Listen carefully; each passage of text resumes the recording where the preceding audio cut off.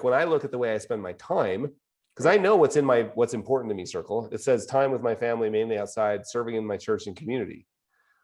If I go look at how I spend my time and my money, often there's huge chunks of my day that are not, there's no overlap, right? Like, so I just, to me, it's helpful to frame it in terms of like, there's a discussion, the discussion's gone on with this client. The client has said, like in this case of my friend, who is not a client of mine because I don't have clients, but if he were, let's pretend like he was, and let's just call him Bill. He has a bunch of goals that are out, have nothing to do with money. I mean, they're funded by dollars, and yet he's still just working. I mean, like grinding, like traveling and grind. I never see him. His family never sees him. When they do see him, he's grumpy. And so how do you handle that?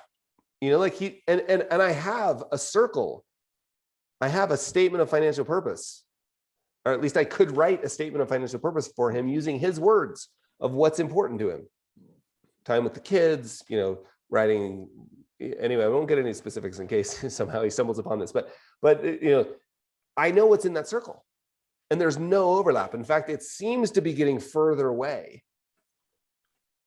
in the time that I've known him, and he's just got more money than he had.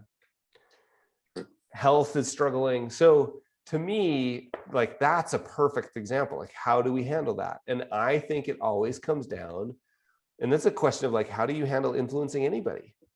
And I always think in terms of empathetic hug or a punch in the nose, and sometimes a mixture of those. I'm legitimately thinking about doing the punch in the nose time. Like, dude, something's like, you got to fix this because you tell me these words come out of your mouth. So I want to make sure we're getting like that space between those two circles. That's not a Venn diagram because they're just two circles with a gap. No one has permission to enter that gap. Like who's going to do that? Your spouse?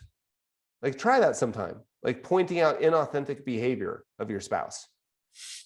Like, wait, you told me this was important. Now you're acting this way. Now, in a good relationship, you can work your way into that. And I think that's the definition of a great spouse and a good friend. But most of us have a strong disincentive for not going in that space. Right. Like I know when my wife's going there because I can see her tiptoeing very carefully. Greetings, Carl here. Thanks so much for watching that little clip. That was a clip of my podcast with Michael Kitces that we call Kitces and Carl. Now, one of the things I care deeply about that we get to touch on in that podcast is doing work that matters, right? The work you do matters.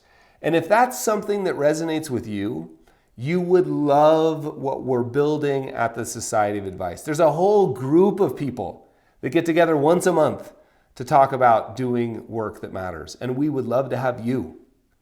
To find out more, just click on the link below.